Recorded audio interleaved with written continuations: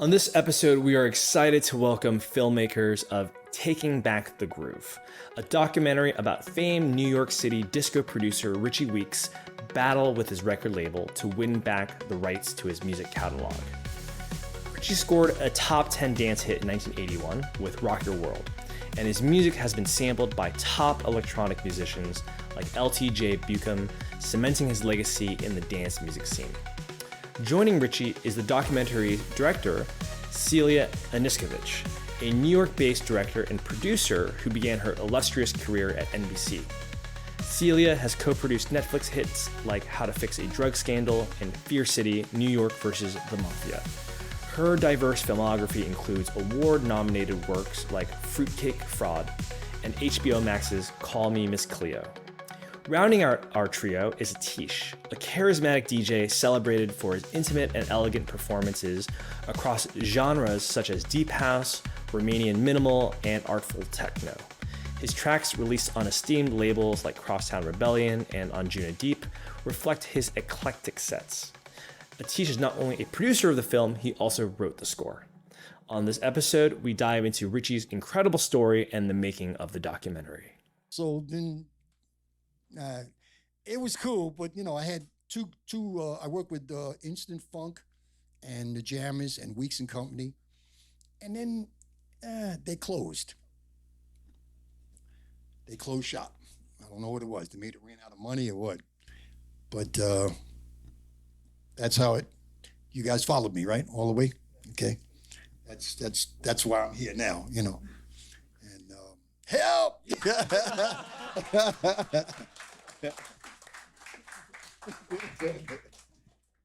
So interesting. I'm really curious. During this post-disco New York era, I mean, so much of that era is inspired, like so much of what we do. We kind of jokingly call ourselves Studio 57, right? But curious, what was it like back then as a successful musician in the 80s, playing these different clubs, touring around Europe, and then specifically, what was it like in the New York club scene? I ended up going to the Garage. We did the Garage about 2 or 3 times. Funhouse, Studio 54. I hit all the big clubs. And, it was scary, because I didn't see that many people. I mean, thousands of people talking about, yo. I said, oh, shit, this is working, man. So, but in any case, it was really good. But at the same time, I was learning keyboards and stuff like that, learning music and stuff like that, because I was going to school. And I was writing my own charts and stuff like that. But my big deal came with Patrick, because he was the one he was like a mentor for me, He would show me all the mistakes I did, and he said, hey, don't do that again, blah, blah, blah. And he's the one that got me to deal with Salso Records. So it was a hell of an experience, because I never expected to get where I was, I didn't think it was going to go that far, Yeah. You get a record, and it dies down and it's over, Yeah, it's interesting to think about like the influences of those, spaces and the way so much of the way we model ourselves and the spaces where we bring people together, draw from the club culture of the era in which you were playing these different clubs. I'm curious, Tish, you are playing clubs today. I mean, what are some of the influences that you see from that era as it translates to what you see today at the different clubs here? Yeah, and just for context, I'm a house music DJ and producer, and I co-run a house music record label. And what, to Johnny's question, and what resonated so much with me to join this project is, I mean, anyone in this room who listens to R&B, hip hop, EDM, dance music in general, pop music, if you've ever gone to see a DJ play, if you've been to a nightclub, I mean, this is all derived from Richie's era and the music that he made and produced. And not just the music itself, but also the culture of, club culture and nightlife culture. We hear a lot today about, DEI and diversity and all this. And, Richie, I mean, correct me if I'm wrong, but from what I've read in books and seen in other documentaries, I mean, it was very much about inclusion of minorities. It was a safe space for minorities, a safe space for LGBTQ. And, so much of what we're thinking about today culturally and what we're listening today culturally is accelerated or even birthed from your era, and the music that you made. Yeah. So it's very relevant, to my life and in our life. Yeah. It's right now. Well, I wish disco would come back. I think it's probably only coming back because it was nice. It was all that, okay. From Europe and from over here, the music was just like everybody could get into it, but it's life, things change, right? But in any case, it's a positive thing. I mean, I'm pretty sure it's gonna bounce back. Trust me, it's gonna. Take my word for it, okay? I mean, I think sorry, I didn't mean to cut you off. I mean, we're hearing it in pop music. We're just not calling it disco. Like, Dua Lipa, Lizzo. I mean, so many of these. Yeah, I know EDM is a term that they use now. Yeah. Yeah, or pop dance music. Yeah. But I mean, these songs are disco songs. Yeah. That are top 10 #1 hits. We're just not calling it disco because it has a bit more of a modern production.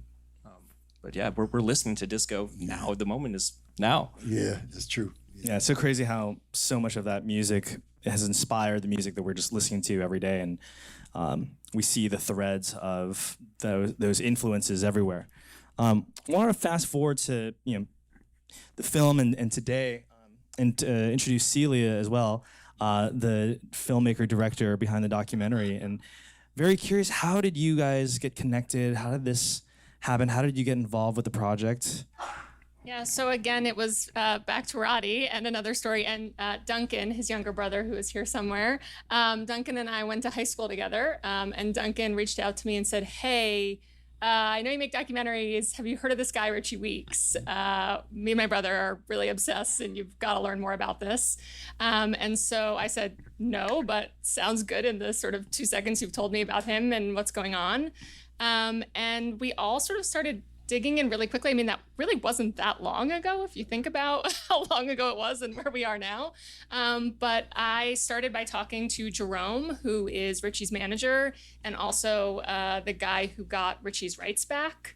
We wrote it back to him. He also met Richie through a phone call. We all sort of linked up through these random phone calls with one another, which I think, for all the sort of creators in the room, often that's how the best projects start, is just random phone calls that you don't know where they're going to lead.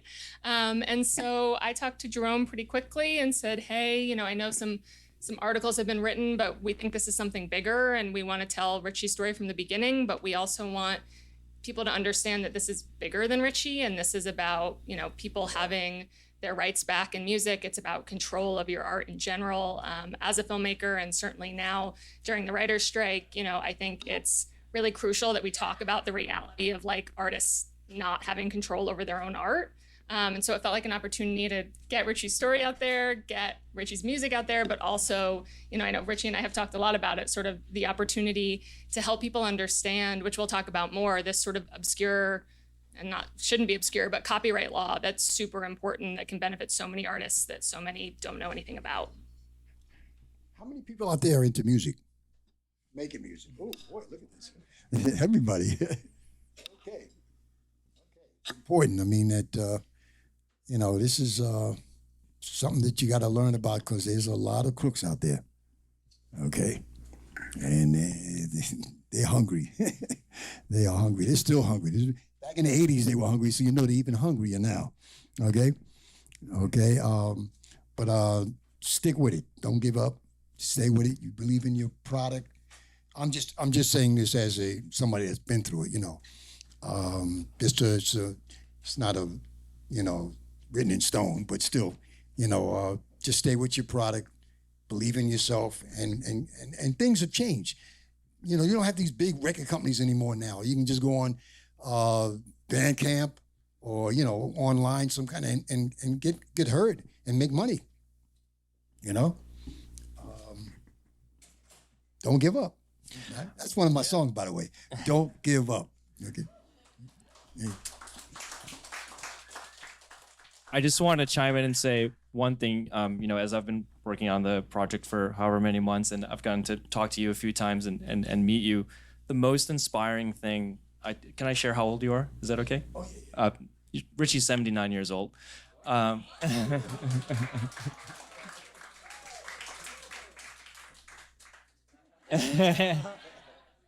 Still working.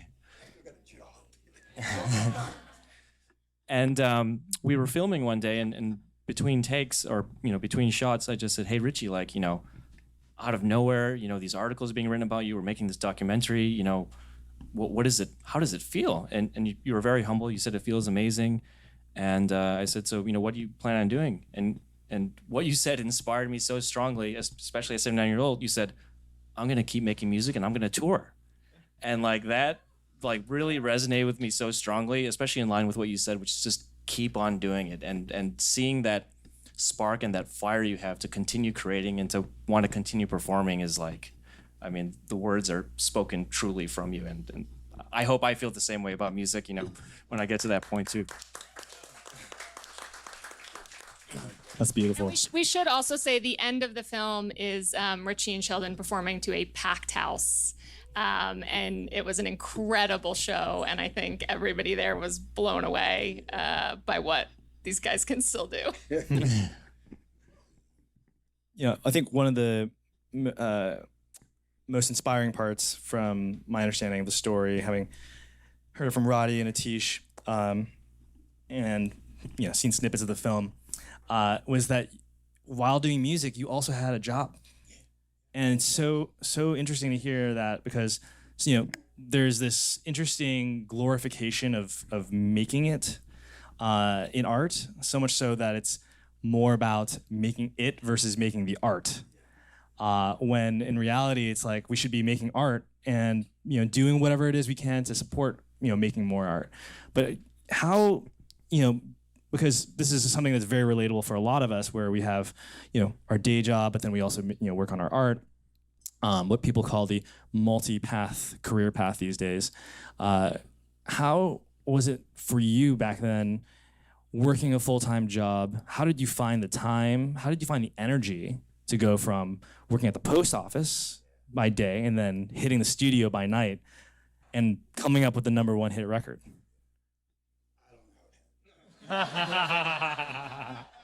Tell us your secrets. That's why we're here. Testing 1 2. No, seriously though, it's something it's an impulse. You just get it, I mean, there's a bunch of musicians out there and singers and so forth. You know what I'm talking about, right? You just got that. You know what you got, and you like it, and you want to pursue it. You want to keep going. Okay, what was the question again? Yeah. Yeah. I worked in the post office and I retired and everything. I was in there for 30 years. And while I was in there, I was doing my music while I was in there. And every once in a while, I'm throwing mail in the box. I'd stop and write down a verse to one of my songs. That sounds good, yeah. And the supervisor's like, "Yeah, what is this guy doing?" No, but a serious tip. That was just a fun thing. It was kind of rough because, you have to pay bills, and I had a family, It was rough. It was rough. But then I'd rather do that than I saw a lot of my friends are not here now. Okay? They did drugs. They ended up getting that drug thing, and they were very talented and they're not here, And they left quite early, We're not talking 10 years ago, talking maybe 15, 20 years ago, And these guys were my age, But like I said, you just got to hang in there. You just got to, if you got a full-time job, don't quit. You know what they say? Don't give up your day job. Don't give it up, all right? What you do is just try to find, middle ground and continue what you're doing, And I'm pretty sure before I leave here, totally, I'm going to hear some of your songs, so I'm not worried about it. I know some of you guys are going to be making some good stuff, and I'm going to be dancing to it at 90, 91 years old. All right? No. Yeah, this is you don't give up. It's just you got to get hanging there. That's the word. Hang in there. It's a good looking crowd too. Yeah. Guys got the look, get the sound. Okay. It's. Let me just add this. Making music is like if you're a painter, an artist.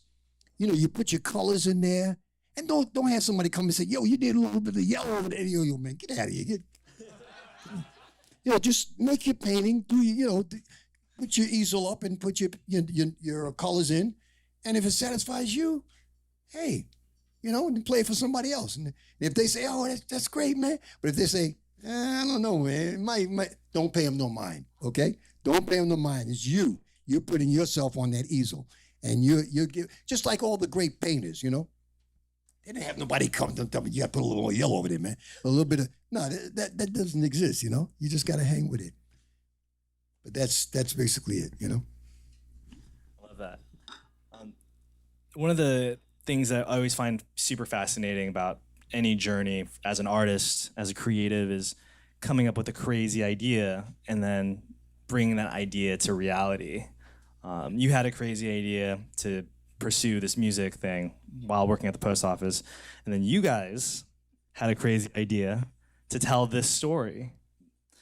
So how did this go from an idea to a reality? How did you Celia, Atish, Roddy, I'm curious, how did you guys feel so compelled to tell the story that you had to do this right now, and how did you get that early momentum to turn this thing from crazy idea to reality? Yeah, I mean, I think in the beginning. Celia, one thing I've been told from the audience that you're obscured by a leaf. If there's any, maybe scoot a little bit. Okay. Yeah. All right. Yeah. So what I will say is at the beginning of all of this, It's worse. I'll do this a little bit.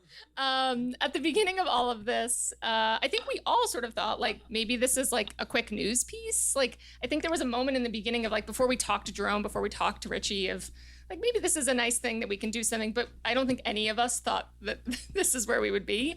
And I think after I talked to Jerome, I called Roddy and sort of like, I think there's something more here. And then I went out to Newark where Richie lives to visit Richie. And the reality is, we're making a documentary. So the story can be amazing. If the people aren't amazing, you can't make the documentary. And I honestly, I don't know that I've ever told you this. I was really worried that you were 79 years old. Really? Yeah, I was like, what if he's not dynamic or lively, or like, what if he can't sing anymore? Like, I didn't know what to expect. And so then you meet Richie and you're like, as you've all experienced right now, you're like, okay, Richie is, I'm already loud, but Richie is 79 going on 45, I always say. So it was great. And immediately I thought, okay, this is Richie and Jerome's story. This is very much, and they're the two interviews in the film, and it's sort of a two-hander. We go back and forth between them, and you learn about Richie's story, you learn about the battle to get back his rights. But we also wanted to make sure that this felt fun, and it felt like we were sort of, we were talking about some of the artists before that have disco references now, and we looked at a lot of like present day music videos that feel like something that Richie may have made, and sort of tried to do that, of kind of bringing it forward but also honoring that disco vibe. And so the film is very colorful, and we hope that you're dancing at the end, and there's some really heavy dark moments that Richie can speak to as well, but where Richie was trying to get his rights back, and BMG was doing absolutely everything they could to sort of not make it easy. And then Black Lives Matter happened, and an even crazier thing happened where they replied to an email and forgot to take Jerome off the chain, and said, let's make sure these guys don't make a thing of this in the press. Just for context, Jerome is Richie's manager. And so in the film, he plays this almost like guardian angel like figure, where he's just the purest of the pure music heads. He's a crate digger. He literally is digging for the deepest cuts and finds Richie's music, learns about the story, and goes out of his own way to try to help Richie get his rights back. And so the whole film hinges on the relationship between Richie, the record label, and Jerome being sort of that middle person trying to fight the record label on behalf of Richie. And they spent 4 years fighting, never once met in person. Yeah. Because of COVID. I never met the guy. I don't know who I'm talking to, right? But he sounds good, right? And I said, oh, okay, yeah, I'm listening. Okay, yeah, that sounds good, man. Okay, what you want to do? So you can imagine someone who loves music so much that he's just like talking to Richie every day because this is a true super fan. Find your true super fan. They say find your 1,000 super fans. Sometimes you just need one super fan. Yeah. That was Jerome. I think, it really was sort of a David versus Goliath battle. And I think, when I heard more about the pieces of it and met Richie and Jerome, it just felt like, okay, again, this is something that we can get out there and talk about, and then we were just talking about this downstairs, like this is a team sport. So we have done every crazy thing we could think of. Atish, I'm sure, did not think he was going to be the composer on this film when it started. Nope. But Atish composed some incredible tracks for us for the film as well. And I think we've all just tried to use our different skills. I am a filmmaker, but I'm not necessarily super involved in the music scene. So it's been great to have Atish and Roddy to say, I don't know if this makes sense, or would this be era appropriate, and so I feel like we've built a really good team of people that each have their own strength. And I think that's a big part of it, is making sure you have good people around you too. I agree with everything you said, and I wanted one other angle to your question of how it came together. And another thing I found inspiring, working on this project is kind of the Roddy origin story of this film. Last year, a couple articles had come out about, Richie's catalog, being re-released and all this. And we both independently, read some of these. And I thought, oh, cool. I learned a little bit about disco history here. And Roddy, I love Roddy so much. He's like, and Roddy has no experience in film prior to this project. And he's like, this should be a documentary.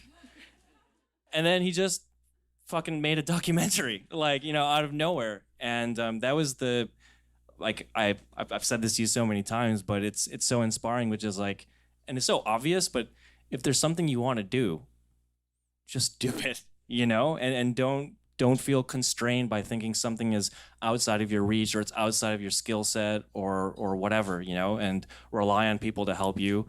Don't let the constraints of and then find your Celia. Find your Celia. Find someone who knows what they're doing. I also think, though, and I mean, this is a little Pollyanna, but stories that need to be told and deserve to be told, things work out.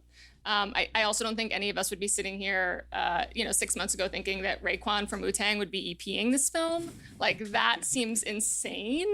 And I think it's a testament to Richie's story, a testament to Richie's music, that, this is also not just we're making a story about an issue that's important. This music is really fucking good. And so you're also really enjoying yourself as you're watching this film. And I think that was really important to all of us too, of we all really love Richie's music and we want people to hear it. And I think everyone that we've sort of has been involved in this film has just sort of said from the beginning, this is going to go somewhere, and just sort of believing in it and believing in your team, I think has been really helpful in getting us through some late nights and hard moments, like the time that I told Atish he had 4 less weeks to compose the score than I initially told him 2 weeks ago. So that was fun. I loved it. This is your first composition, Atish? Yeah, I've never done film composition before. I'm a dance music producer, so yeah. Yes, Roddy no put one me in has the ever said, I'm so excited when you say, by the way, you have 4 less weeks, but that's exactly what he said when I called him. So great. Let's fucking do it. Let's do it. I really love this theme of stepping out of your comfort zone here, right? So much of this story, the parable of the story is, doing the hard thing, the emailing, the corporate machine for 4 years, right? I guess this is a question for you, Atish. As a fellow musician, exploring new genres is always, a daunting task, especially if you're, known for one thing. How did the process of switching it up, composing, a score for a film, how did that come about? And I'm curious, what has it been like for you? It was exciting, challenging, educational, exhilarating. I mean, specific to composing, I think the new challenge was I was trying to triangulate between 3 different dimensions. Compared to dance music or making music as a solo artist, I'll just make what I feel, you know. But for composing for a film, the challenge is triangulating between how do I express my voice, how do I support the emotional thing that's happening on the screen, and how do I make sure the director's happy, you know? And that was like a really, and I guess there was another thing. I mean, I was also trying to use synthesizer sounds that only existed in Richie's era. So I was also trying to stay true to the era, you know, the DX7 and, you know, Korg Mini Moog, the Moog Mini Moog, blah, blah, blah.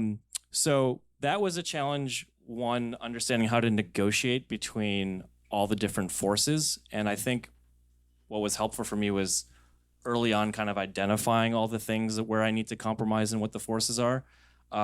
Beyond that, stepping into a new world, what was really, really helpful for me was getting good feedback. You know, Celia gave great feedback. Our editor, Brett, gave feedback. And I just kind of entered the situation just trying to be a sponge to soak in and learn as much as possible.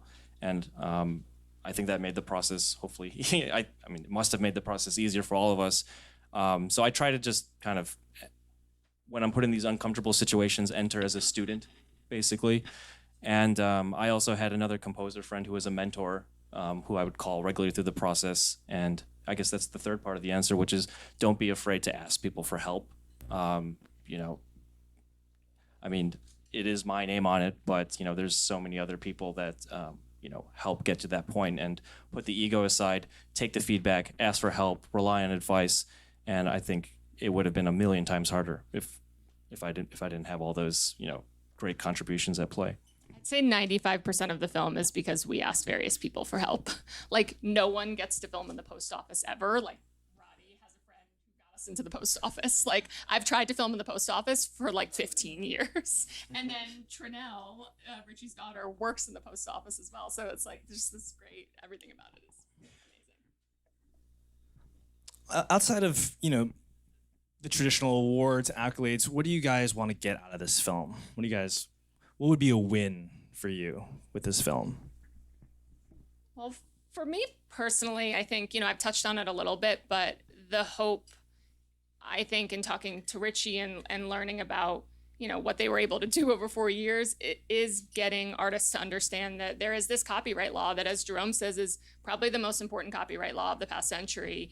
1976, okay, 1976, that after 35 years and before 40 years, which is also just a shitty window and the law needs to be rewritten, you can ask for a transfer of rights. You can ask for your rights back, like Richie did. And it sucks that we have to wait for 35 years, and it sucks that there's this crazy window where really it's, you know, between 35 and 38, because you have to petition in time to, you know, like, it's just all of the government bureaucracy that shouldn't exist. It should be much easier for people to have control over the art that they create. That said, there is a way that you can have control over the art that you create. So, you know, I love the ability for documentaries to be calls to action. And so for me, it's getting as much visibility for this as humanly possible. I think we'd probably all agree that if one more artist gets their rights back because of this, it'll be worth it. But yeah, we'd love to go to film festivals, and we'd love to get some awards as well, and hear Richie's music on the radio again. But we're starting that path forward, and we'll have some exciting film festival announcements soon. And yeah, I'm just excited for people to also get to hear Richie's music. Like, I think part of what was really cool about the concert that we had, that was also the end of the film, was like, you saw 20-year-olds dancing to Richie's music. Like, who would have thought that, like, that's where we'd be? Yeah. I love that. So yeah, what's next is film festivals. You know, what's next in this process? So you film a documentary.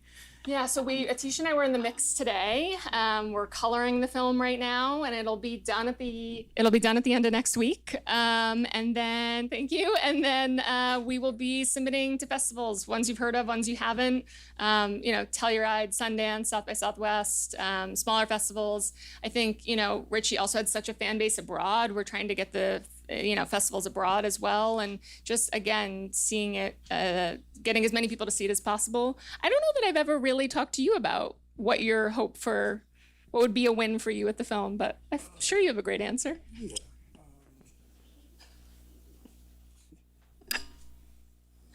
It's a big question. No, it's just that, I just want people to be successful. Testing 1, 2. I always forget I got this mic in my hand. I just want people to be successful. You guys put all your, everything you got into what you create, and you want to hear it. You want to hear it. You want other people to hear it and see it, and I know they're gonna like it. And you're gonna. That's successful to me. I was in a book, and they asked me. They said, "What do you want to do?" I says, "I want to do music until I die. Okay, I want to continue until I just fly away." And I don't know if you guys feel like that, but I mean, I'm so much into it. Like right now, I got this is ridiculous, totally ridiculous. I got about 150, 160 songs on SoundCloud, okay? And I'm like, what am I doing? And I'm just every other day I'm on the keyboard and guitar, and I'm saying, what am I doing? And I can't stop. It's like I'm drugged. No, it's a good feeling though. But like I said, I would want to see people be successful. I want to see these record companies, these ones that got all this money, just chill, man. Give these people their worth. I mean, you didn't even make the song, but you're robbing people. Come on, man. Let these people make money. They creating something that they believe in. Let them get their money, man. Everybody's trying to live. And they got millions and millions and millions, and okay. It's hard. It really is. But if we pull together, we can do it. All right? Let me get an amen. That's good. Okay. Yeah, so hang in there. That's all I just feel, everybody should get their thing out and should not get beat, like I did. Okay? I love that. So in terms of another what's next is, what can we do to help support this film? In terms of your next processes, can we vote at the film festivals? Yeah, go to every film festival you can and always vote. You should do that anyway for every film you love. But yeah, Atish, do you want to talk a little more about Roddy? Give this one to Roddy. So, quick plug for the fundraiser. So, we are still raising money for the film. There's a lot of archival footage that we used from the 80s. A lot of Richie's old concerts that we archived. Richie in a gold lame suit. Yeah, it's amazing. And a lot of post-production costs, etc. So we're still trying to raise some money. We have a donor who's going to match up to $10,000. So if anyone is interested in donating, you can go to takingbackthegroove.com. There's a link to give. Any donation above $100 will get a thank you in the website. And if you want to give a lot of money and get a credit, talk to me or Celia. But it's all tax deductible. It's all tax deductible. It's all through a fiscal sponsor, Women Make Movies, 501c3. So, takingbackthegroove.com. Well, thank you guys so much. This has been amazing. Before we end it, Richie, I want to know if you had one piece of advice to share with young aspiring artists in the room, what would you share?